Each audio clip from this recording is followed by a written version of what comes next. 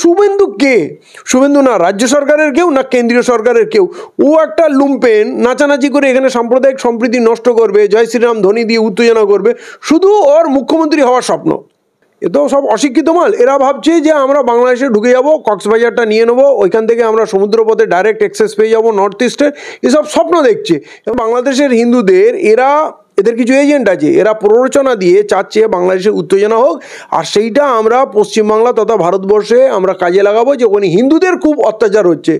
তার মানে কি এখানে মুসলমানদের অত্যাচার করতে হবে? এইখানে এসে আন্দোলন কেন? যদি প্রকৃতপক্ষে যদি কিছু করতে চাও তাহলে ভারত সরকার কিছু করতে পারে। ভারত সরকার ডিপ্লোম্যাটিক রিলেশন দিয়ে তাদের কাছে জানতে পারে যে আপনারা কেন ধরেছেন, আমরা জানতে চাই, আমাদের দেশের হিন্দুরা এটা বিশেষ চিন্তিত। 2রা ডিসেম্বর বাংলাদেশ পেট্রোপোল বর্ডারে তিনি সভা করবেন হিন্দুদেরকে নিয়ে। তার কারণ এই যে বলবো একদম নতুন যিনি আটক হলেন বাংলাদেশ থেকে, সেই সন্ন্যাসীর জন্য, সেই সন্ন্যাসীর মুক্তির দাবিতে তিনি সেখানে যাবেন, তিনি সভা করবেন হিন্দুদেরকে নিয়ে। কি বলবেন সেক্ষেত্রে? আসলে শুভেন্দু জানে না চিন্ময় দাস যার মুক্তির জন্যে আন্দোলন করতে যাচ্ছে, শুভেন্দু যদি জানে ও পালিয়ে যাবে। অলরেডি ওর যা তথ্য এসছে, যে ইসকনের মুখপাত্র ছিল সেই ইসকন প্রেস কনফারেন্স করে জানাচ্ছে ওর কর্মকাণ্ডের কোনো দায়িত্ব আমরা নেব না, এবং সে জেরার মুখে স্বীকার করেছে সে প্রতিদিন রাত্রে তার মহিলা সদস্যদের রাত্রে দেখে সে শোষণ করতো। আমি এর থেকে আর বেশি কিছু বলতে পারছি না। শিশুদের সঙ্গে খারাপ ব্যবহার করত, এবং তার বাড়িতে কোটি কোটি টাকা পাওয়া গেছে, অবৈধ টাকা, এবং 1 কিলো সোনা পাওয়া গেছে। এটা আজকের রিপোর্ট। তো ও তো একটা পাগল, শুভেন্দু একটা পাগল, ও একটা কিছু পেলে হিন্দু হলেই হলো। আরে প্রথম কথা হচ্ছে যে ওই যে যার জন্যে করছে সে কি হিন্দু? হিন্দু ধর্ম কি বলে? ইসকনরা কি হিন্দু? তাদের স্লোগান কি জয় শ্রীরাম? এরা জয় শ্রীরাম ইউজ করছে। তাহলে প্রথম কথা বিষয়টা বুঝুক। যেভাবে শুভেন্দু আন্দোলনে নেমে গেছে সেইভাবে আমাদের প্রধানমন্ত্রীও বিবৃতি দিয়ে দিল বাংলাদেশে হিন্দুদের উপর অন্যায় হচ্ছে, ওকে গ্রেপ্তার করেছে, প্রতিক্রিয়া দিল। মানে অশিক্ষিত লোক হলে এইটা সমস্যা হয়। এরা সব জায়গায় হিন্দু মুসলমান করছে। সেই লোকটা না হিন্দু, না ভালো মানুষ, না সমাজসেবী, তার সংগঠন তাকে বহিষ্কার করেছে এবং বিবৃতি দিয়ে জানিয়ে যাচ্ছে ওর কর্মকাণ্ডের দায় আমরা নেব না। তাহলে এটা মূর্খার মতো কাজ হচ্ছে। বাংলাদেশের বিষয় প্রথম কথা, ওইটা একটা বিদেশের ব্যাপার। তাদের দেশে তারা প্রয়োজন অনুযায়ী তাদের দেশের স্বার্থে কাউকে গ্রেপ্তার করতে পারে, ইনভেস্টিগেশন হবে, প্রমাণ হবে। যেমন দাবি উঠেছিল ইসকনকে ব্যান করা হোক, কিন্তু আদালত সব কিছু শোনা জানার পর বলল না, ব্যান করা হবে না। তার মানে তারা বায়াস না।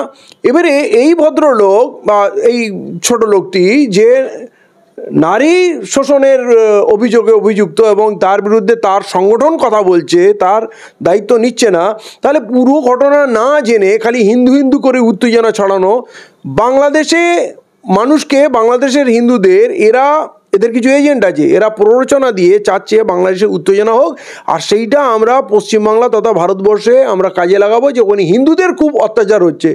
তার মানে কি এখানে মুসলমানদের অত্যাচার করতে হবে, বা এখানে হিন্দুদের ঐক্যবদ্ধ হতে হবে? আরে এই দেশের হিন্দুদের তোমরা ন্যায় বিচার দাও না।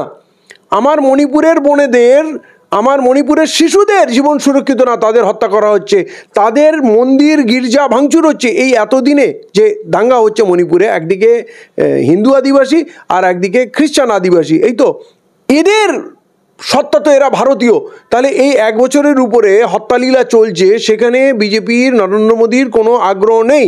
আমার আসামের আমার বোনেরা, আমার ভাইরা নির্যাতিত, এনআরসির নামে তাদের জীবন তছনছ হয়েছে, লক্ষ লক্ষ মানুষের আধার কার্ড ধ্বংস হয়েছে, তাদের কাজ কর্ম জীবিকা ধ্বংস হয়ে গেছে।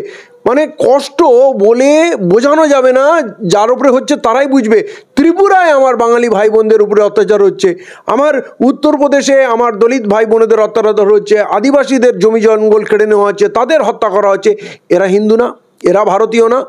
বাংলাদেশের ব্যাপারে তোমরা যাচ্ছ উত্তেজনা ছড়াতে। আসলে বাংলাদেশের যে হিন্দু ভাইরা শান্তিতে আছে, বাংলাদেশের হিন্দু ভাইরা সুরক্ষিত। আমার বাংলাদেশে হিন্দু বন্ধু আছে আর মুসলমান প্রচুর আত্মীয় আছে, আমি কয়েকবার গেছি, তারা সেখানে যথেষ্ট ভালো আছে, তাদের মধ্যে কোনো বিরোধ নেই। এরা কিছু হিন্দুত্ববাদী সংগঠন এজেন্ট পাঠিয়ে ওখানে উত্তেজনা চড়েছে রাজনৈতিক ফায়দা নেওয়ার জন্য। সিনার প্রতি বাংলাদেশের মানুষের এত ক্ষোভ, যাকে পালিয়ে আসতে হলো প্রাণ নিয়ে, পৃথিবীর কেউ দায়িত্ব নিল না, আপনি দায়িত্ব নিয়ে নিলেন। তাকে রেখে আপনার কি লাভ হচ্ছে? এতে বাংলাদেশের সঙ্গে আমাদের রেশারেশি বাড়ছে। আপনি তাদেরকে বিপদের মধ্যে ফেলে দিচ্ছে না।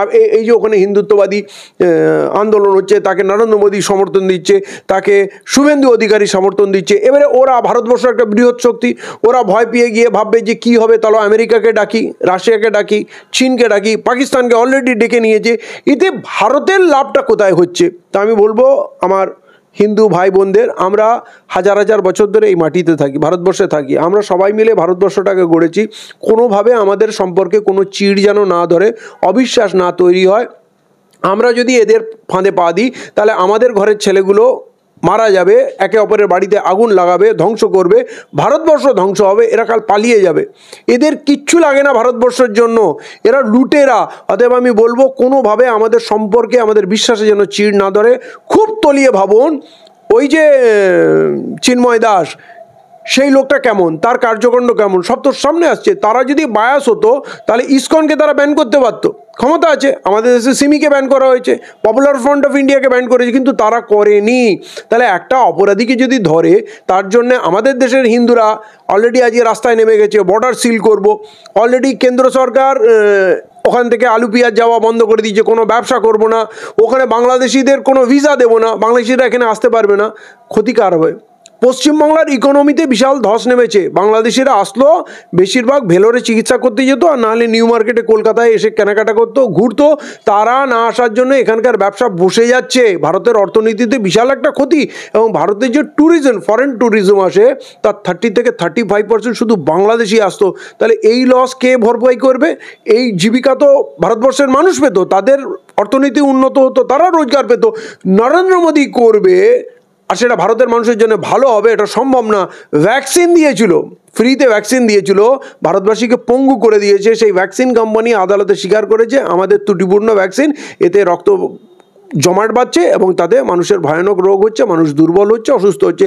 মানে নরেন্দ্র মোদী কিছু করবে, আপনাকে হাজারবার ভাবতে হবে এর পিছনে অভিসন্ধি কী আছে, ষড়যন্ত্র কী আছে। নাহলে আমরা এখনও যদি না জাগি, আমরা ধ্বংস হয়ে যাব। বাংলাদেশের ভাই বোন, আমাদের হিন্দু মুসলমান প্রত্যেকেরই আত্মীয় বাংলাদেশে আছে। অতএব বাংলাদেশ যদি উন্নতি করে, বাংলাদেশে যদি শান্তি থাকে, সেটা কিন্তু আমাদের জন্য ভালো। বাংলাদেশ আমাদের থেকে আলাদা নাই, ভারতবর্ষ থেকে, এই বাংলা থেকে ভাগ করে, শুধু ভারতবর্ষ থেকে বাংলা দ্বিখণ্ডিত হয়েছে। আমাদের এখনও হৃৎপিণ্ড বাংলা আছে। কার মাসি, কার কাকা, কার ভাই বোন বাংলাদেশে থাকে না বলুন? হিন্দু মুসলমান কেউ বলতে পারবে না। আমরা সেইখানে আগুন লাগাবো, সেখানে অশান্তি করব, এইটা কখনো না। কাল পর্যন্ত আমাদের বাংলাদেশিকে তাকাতে হয়নি, ওদিক থেকে কোনো বিপদ নেই। নরেন্দ্র মোদীর এই হাসিনাকে তুলে এনে এই কাজটা করার পর এখন ওইখানে বিদেশি শত্রুরা এসে ঘাঁটি বাঁধছে, ভারতবর্ষের জন্য একটা মাথা ব্যথার কারণ হয়েছে। অতএব এদের খপ্পরে কেউ পা দেবেন না, সাবধানে থাকবেন, সাম্প্রদায়িক সম্প্রীতি বজায় রাখুন। আমরা হাজার হাজার বছর ধরে যেমন ছিজি, বিজেপি আছে, RSS আছে, কাল থাকবে না, কিন্তু আমরা থাকবো, আমাদের সন্তানরা থাকবে। অতএব খুব সাবধান হবে, কোনোভাবে আমাদের সম্পর্কে যেন অবিশ্বাস না তৈরি হয়, আমাদের সম্প্রীতি যেন না ভেঙে যায়। কিন্তু বিজেপি একেবারে হুমকি দিচ্ছে যে চিন্ময় কৃষ্ণ দাসকে যদি মুক্তি না দেওয়া হয় তাহলে পশ্চিমবঙ্গে অবরোধ আনা হবে। এটার কি কারণ? কোনো রাজনৈতিক অভিসন্ধি? এরা এখানে উত্তেজনা ছড়িয়ে ধর্মীয় আবেগ তৈরি করে পশ্চিমবাংলায় 2026-এ ক্ষমতায় আসতে যায়। এদের রাজনৈতিক উদ্দেশ্য ছাড়া কোনো কাজ নেই। তাতে হিন্দুরা মরলো না মুসলমানরা মরলো বাঁচলো, এদের কিচ্ছু যায় আসে না। এরা শুধু এদের গদি চায়, রাজনীতি চায়। এরা লুটেরা, এরা ডাকাত, এবং আজও পর্যন্ত বাংলায় এরা কোনো ভালো কাজ করেনি, কারো কোনো উপকার আসেনি। অতএব এরা পুরোপুরি রাজনীতি করছে। আর চিন্ময় দাস যদি ওইখানে অ্যারেস্ট হয়, তাতে ভারতবর্ষের কি যায় আসে? পৃথিবীতে অনেক লোক অ্যারেস্ট হচ্ছে, বাংলাদেশেও অনেক লোক অ্যারেস্ট হচ্ছে। বাংলাদেশে এত বড় লড়াই করলো, কতগুলো মানুষের হত্যা হলো, আমরা কোনো কিছুতে ইনভলভ হলাম না। একটা মানুষকে শুধু অ্যারেস্ট করেছে, তার এখনও জাজমেন্ট আসেনি, তার এখনও শাস্তি ক্লিয়ার হয়নি, কিছু হয়নি। ভারতবর্ষে তো কত লোকের শাস্তি হচ্ছে, ফাঁসি হচ্ছে, কত কিছু হচ্ছে, এনকাউন্টার হচ্ছে তো। তাহলে আমাদের দেশের ব্যাপার নিয়ে যদি অন্য কোনো দেশ লাফালাফি করে আমাদের কেমন লাগে? তাহলে বাংলাদেশে একটা অপরাধে অভিযুক্ত তাকে গ্রেপ্তার করেছে, এখানে আন্দোলনটা হবে কেন? এটা আমি কঠোরভাবে কন্ডেম করছি এবং বাংলার মানুষকে বলবো এদের প্ররোচনায় পা দেবেন না। এরা অ্যাকচুয়ালি এখানকার পরিবেশ নষ্ট করছে, এবং এতে আমাদের শুধু সম্পর্ক নষ্ট হবে না, আমাদের ইকোনমি ধ্বংস হবে। বাংলার ইকোনমি ধ্বংস করতে চাচ্ছে, পঙ্গু করতে চাচ্ছে। এরা তো আমাদের কিছু দেয় না। অতএব এইখানে এসে আন্দোলন কেন? যদি প্রকৃতপক্ষে যদি কিছু করতে চাও, তাহলে ভারত সরকার কিছু করতে পারে। ভারত সরকার ডিপ্লোম্যাটিক রিলেশন দিয়ে তাদের কাছে জানতে পারে যে আপনারা কেন ধরেছেন, আমরা জানতে চাই, আমাদের দেশের হিন্দুরা এটা বিশেষ চিন্তিত, অবশ্যই করতে পারে। আপনি এটা করুন। কিন্তু শুভেন্দু কে? শুভেন্দু না রাজ্য সরকারের কেউ, না কেন্দ্রীয় সরকারের কেউ। ও একটা লুম্পেন, নাচানাচি করে এখানে সাম্প্রদায়িক সম্প্রীতি নষ্ট করবে, জয় শ্রীরাম ধ্বনি দিয়ে উত্তেজনা করবে, শুধু ওর মুখ্যমন্ত্রী হওয়ার স্বপ্ন, ও পশ্চিমবাংলার মুখ্যমন্ত্রী এইটা স্বপ্ন। তাহলে ওর স্বপ্ন পূরণ করার জন্য কি আমরা বাংলাটাকে জলাঞ্জলি দেবো, বাংলায় আগুন লাগাবো? এই লোকটা উন্মাদ, আজ পর্যন্ত কিছু করেনি, করতেও পারবে না। আর ওকে সবাই চেনে, ও সারদানাতে জড়িত ছিল, অমিত শাহকে ম্যানেজ করে এইসব পদ্ধত নিয়ে আবুল তাবুল কথা বলছে। অতএব এখানে আন্দোলনটা একেবারে অযৌক্তিক, অবাস্তব, এবং এতে শুধু আমাদের পরিবেশ নষ্ট হবে, আর কিচ্ছু হবে না। কিন্তু সমস্যাটা হলো এই যে